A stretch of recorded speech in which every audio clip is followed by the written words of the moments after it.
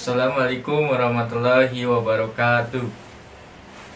Saya di sini akan presentasikan tentang hari kiamat dari tugas Pak Ramdan.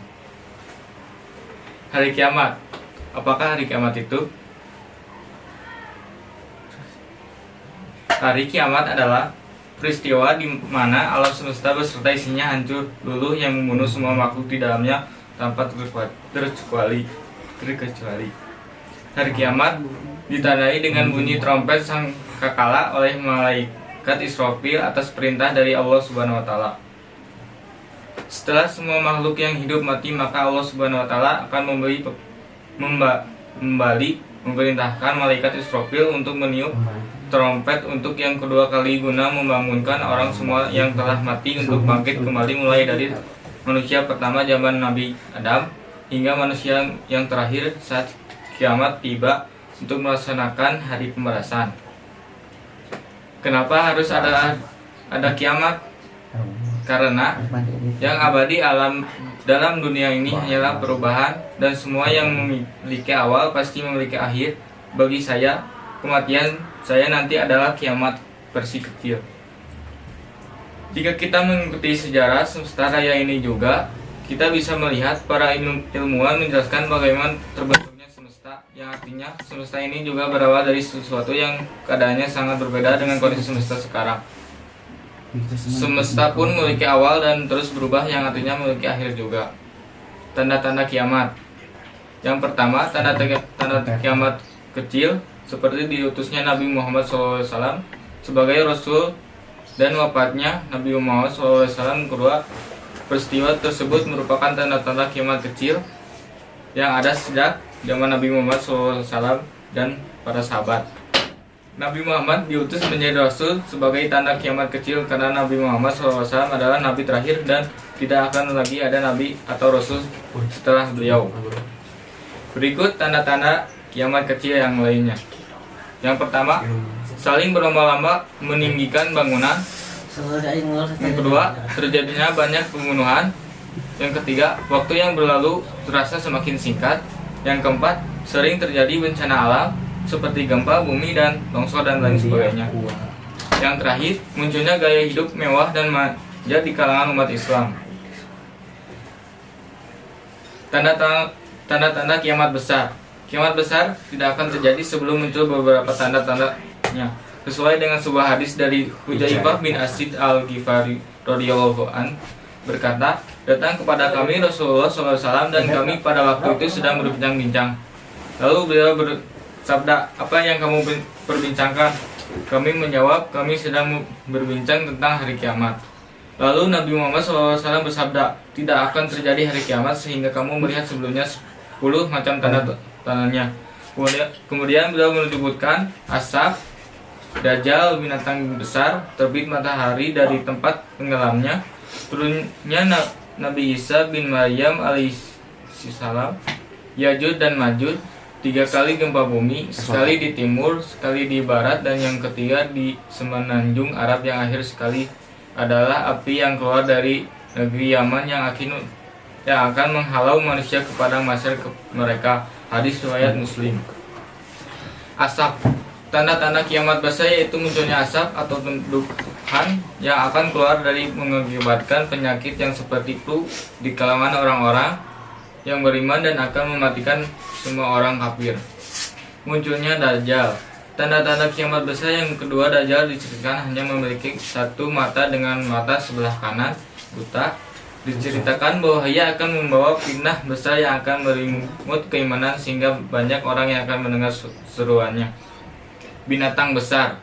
Dalam ayat Al-Quran mengatakan akan ada binatang besar yang hadir di bumi untuk menunjukkan kekuasaan Allah. Dan apabila perkataan telah jatuh atas mereka, kami keluarkan sejenis binatang melata dari bumi yang akan mengatakan kepada mereka bahwa semuanya manusia tidak yakin kepada ayat-ayat kami. Surat An-Naml ayat 82. Matahari muncul dari barat. Tanda-tanda kiamat besar yang keempat yaitu matahari akan muncul dari arah matahari terbenam. Munculnya Nabi Isa. Dalam surat Ali Imran ayat 55 mengatakan bahwa Nabi Isa tidaklah dibunuh oleh orang-orang Yahudi. melainkan Allah mengangkat Nabi Isa ke langit saat hari kiamat besar terjadi. Nantinya Nabi Isa diturunkan kembali ke bumi untuk membunuh Dajjal. Ya'juj dan Ma'juj. Ya'juj dan Ma'juj adalah dua suku yang akan muncul pada akhir zaman. Mereka dikisahkan memiliki kekuatan sebagai perusak dan penghancur kehidupan di muka bumi, dan mereka akan berperang melawan Nabi Isa beserta pasukannya di Bukit Sina. 3. Penenggelaman bumi.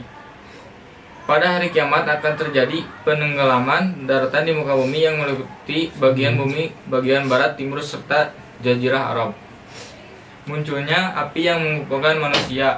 Kiamat akan terjadi ketika api keluar dari Yaman yang akan mengiring manusia ke Syam. Sesuai dengan hadis berikut ini, kiamat tidak akan terjadi sampai keluar api di tanah Hijaz yang akan menerangi leher onta daerah Busra. Hadis Bukhari dan Muslim. Dalil Quran tentang hari kiamat. Al-A'raf ayat 187, mereka menanyakan kepadamu tentang kiamat, bilakah terjadinya, katakanlah, sesungguhnya pengetahuan tentang kiamat itu adalah pada sisi Tuhanku. Tidak seorang pun yang dapat menjelaskan waktu kedatangannya selain Dia. Kiamat itu amat berat huru-haranya bagi makhluk yang di langit dan di bumi. Kiamat itu tidak akan datang kepadamu melainkan dengan tiba-tiba. Mereka bertanya kepada seakan-akan kamu benar-benar mengetahuinya. Katakanlah, sesungguhnya pengetahuan tentang dari kiamat itu adalah di sisi Allah, tetapi kebanyakan manusia tidak mengetahuinya. Kejadian setelah hari kiamat. Yaumul Barzah adalah hari penantian seluruh umat manusia yang telah meninggal, yaitu nanti masa dibangkitkan manusia dari alam kubur untuk menghadap kepada Allah guna mempertanggungjawabkan seluruh amal perbuatannya ketika di dunia. Yaumul Ba'ats adalah hari dibangkitkan manusia dari alam kubur.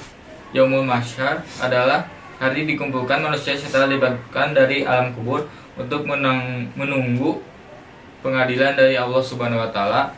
Yaumul Hisab adalah hari perhitungan amal perbuatan manusia selama hidup di dunia. Yaumul Mizan adalah penimbangan amal perbuatan manusia setelah diperhitungkan baik buruknya selama hidup di dunia.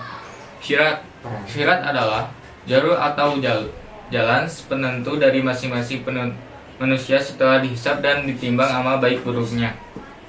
Pada tahap manusia akan ditentukan masuk neraka atau masuk surga. Hal ini tergantung amal baik dan amal buruknya. Syafaat adalah pertolongan yang diperoleh umat manusia yang beriman, Islam, dan ihsan. Pertolongan tersebut berasal dari amal perbuatan yang baik ketika di dunia. Bagi orang beriman dan beramal soleh, kelak pada hari kiamat akan mendapat syafaat berupa kemudahan dan keringanan dari berbagai kesulitan yang dihadapi. Surga dan neraka adalah tempat terakhir pembalasan manusia. Bagi yang beramal baik akan masuk surga, dan sebaliknya orang yang beramal buruk akan masuk neraka. Sekian dari saya. Wabillahi taufiq wal hidayah. Wassalamualaikum warahmatullahi wabarakatuh.